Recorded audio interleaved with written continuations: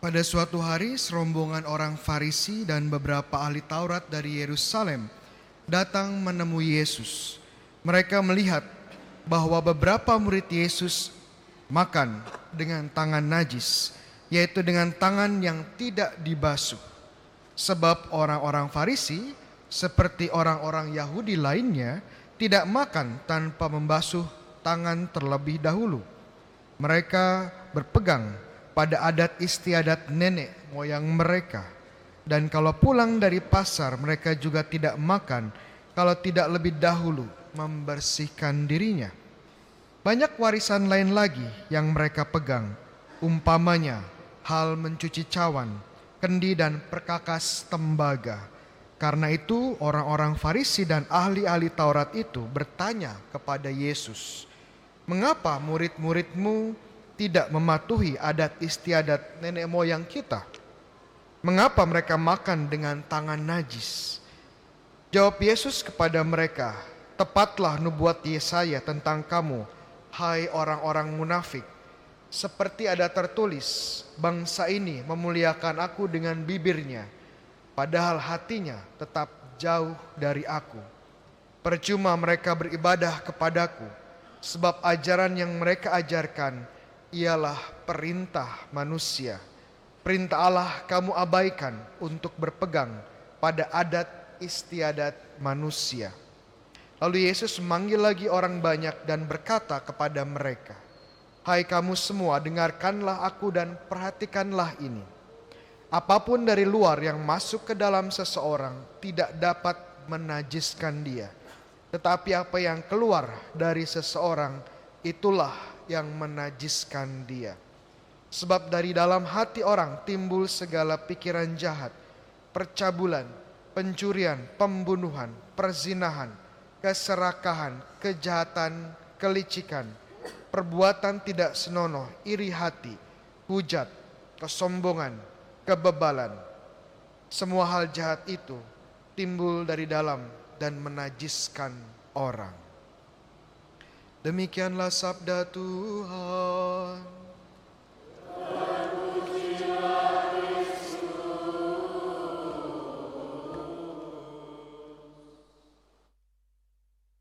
Sahabat-sahabatku yang terkasih, hari ini kita mendengarkan ada orang-orang Farisi yang datang dari Yerusalem untuk melihat Yesus dan murid-muridnya.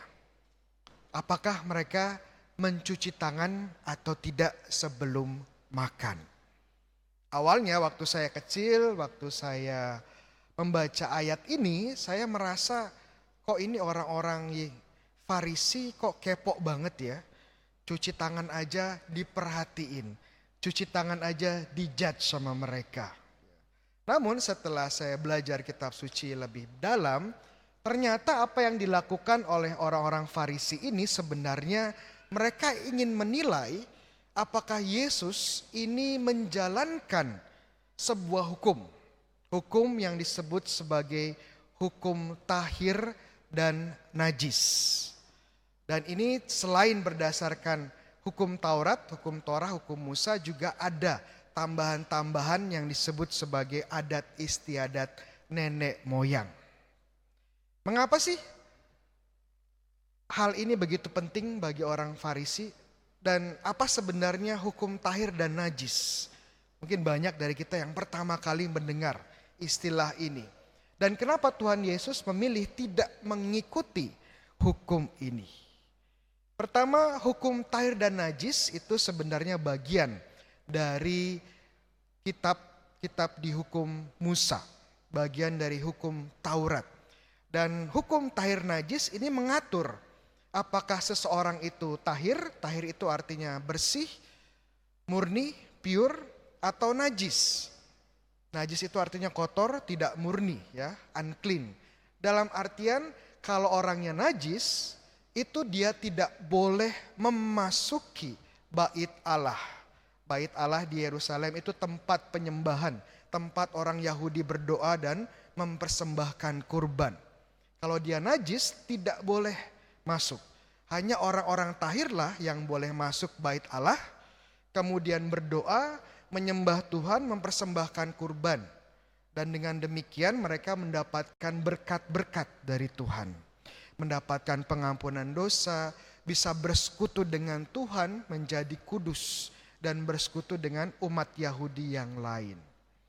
Apa saja sih yang membuat seseorang itu najis ya secara ritual, tidak bisa masuk bait Allah? Pertama, kalau mereka menyentuh jenazah atau mayat. Jenazah manusia atau mayat binatang kalau mereka sentuh jadi najis.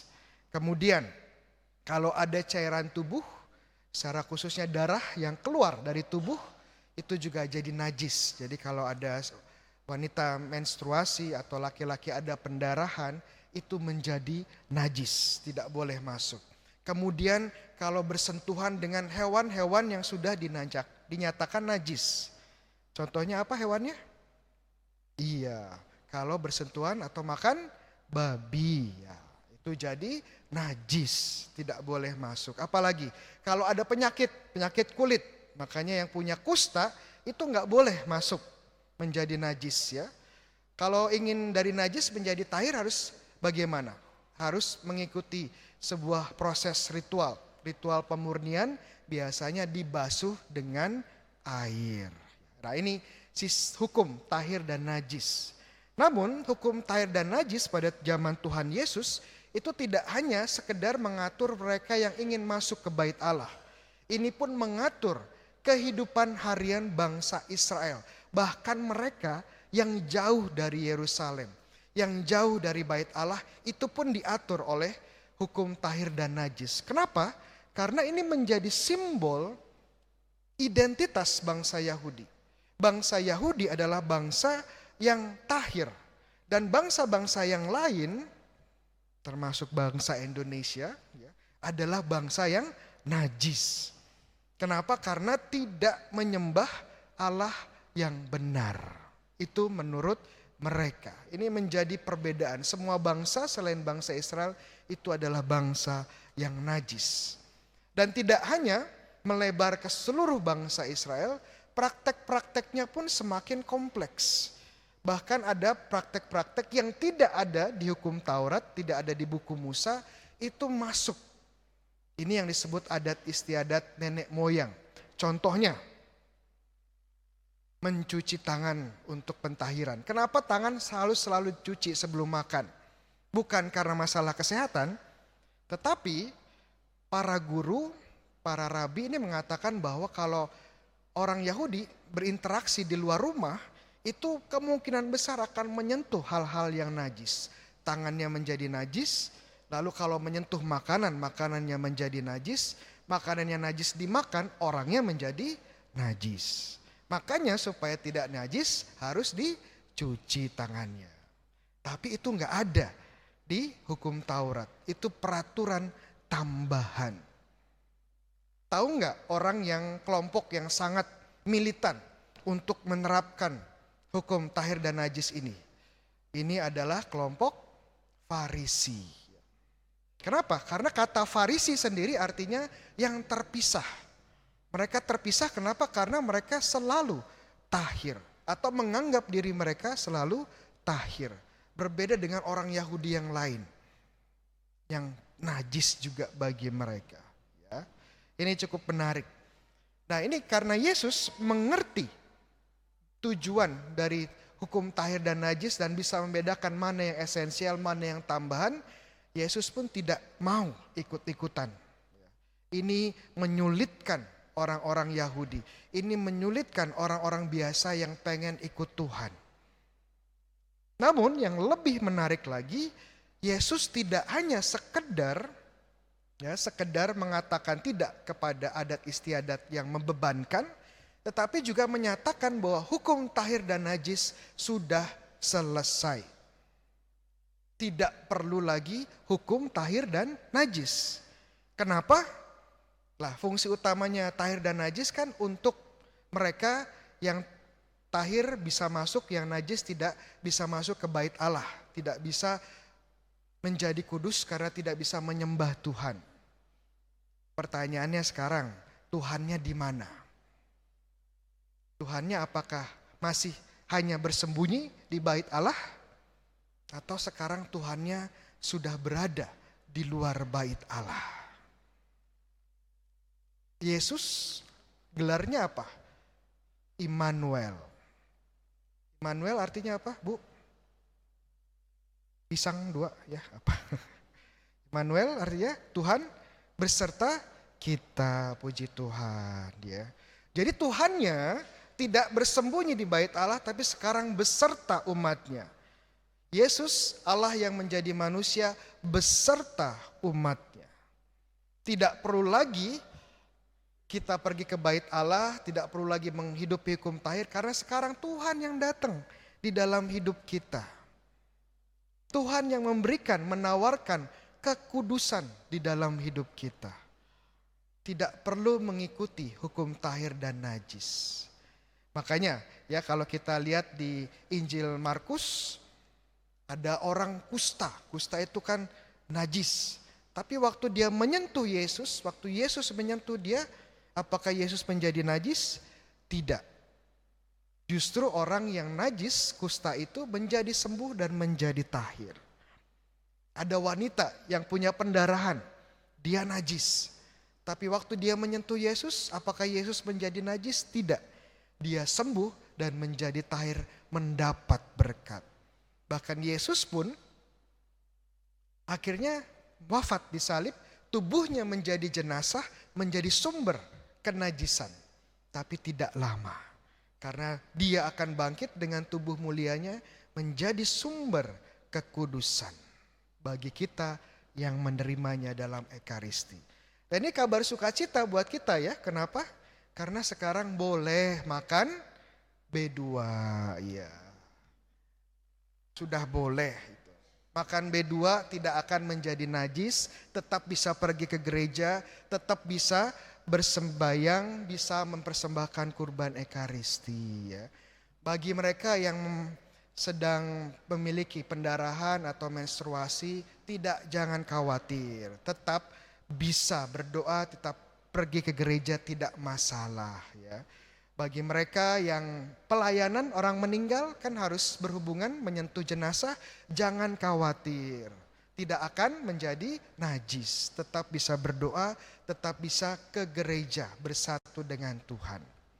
Namun hati-hati, Tuhan juga mengingatkan, walaupun hukum tahir dan najis sudah tidak ada, bukan berarti kita otomatis kudus. Tidak.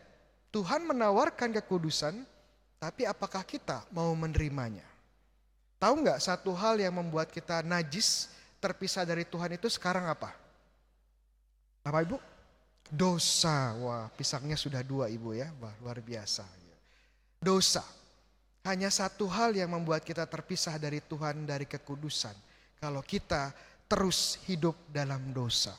Itu kenapa bagi orang-orang, bagi teman-teman mungkin yang masih hidup dalam dosa, berkeras, tidak mau bertobat, tidak mau mengaku dosa, itu kenapa ya tidak boleh menerima komuni. Karena keputusan kita untuk memisahkan diri dari Tuhan. Jadi panggilannya teman-teman ya dimanfaatkan, ya bukan dimanfaatkan untuk makan B2 sebanyaknya, bukan ya. Dimanfaatkan Tuhan yang hadir di dalam hidup kita.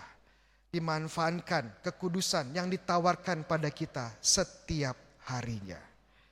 Setiap detik dalam hidup kita, setiap tempat yang kita datangi, dan semua yang kita lakukan adalah kesempatan untuk bersama dengan Yesus. Apa yang masuk ke mulut tidak lagi menajiskan, tapi apa yang keluar dari hati, itu yang bisa membuat kita najis. Amin.